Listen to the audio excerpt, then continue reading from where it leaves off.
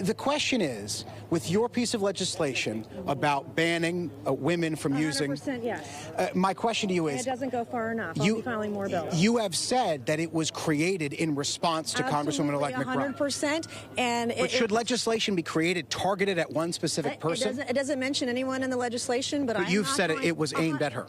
No, I have said it's a result of this. I'm not going to allow biological men into women's private spaces. I will stand in the brink and stand in the way of anyone on the radical left who thinks that it's okay for a penis to be in a women's locker room or a bathroom or a changing room. Hell no. I'm not going to stand for it. And the Speaker said it would be in the House rules package. If it's not, I'll be ready with a motion, a privileged motion, to force a vote on this. This is not okay. I'm a survivor of rape. I'm a survivor of sexual abuse.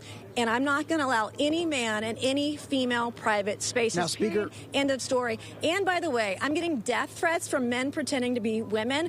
Why is it that these crazy people, the insanity, the radical left, are willing to kill women over a man's right to be in a women's restroom? Speaker Johnson has said he wants to treat every new member with the words dignity and respect.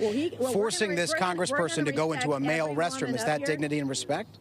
Forcing women to share private spaces with men is not dignity and not respect. And I'm absolutely going to stand in the way of anyone who thinks it's okay for a man to be in our locker room, in our changing rooms, in our dressing rooms, in women's bathrooms. And in fact, if you agree with that, you're crazy, because that's not okay. It's not okay. Congresswoman, Thank you, Congressman. We're going to peel away from this conversation, Kira. So a little bit of the context of what we were just talking about, and I'm going to have my cameraman step out of the active driveway here, was that Nancy Mace put forward this piece of legislation. It was aimed, she said, although the name is not in the legislation, at a new member of Congress, Sarah McBride of Delaware, who is a transgender woman. She has said that the legislation would prevent women from using male restrooms and vice versa in the United States Capitol. Speaker Johnson has said, he made a statement earlier today where he said he believes, a quote, man is a man and woman is a woman, but he also called for, as you heard me ask the congressman about, dignity and respect for new members of Congress, and that would include this new member of Congress, Sarah McBride from Delaware,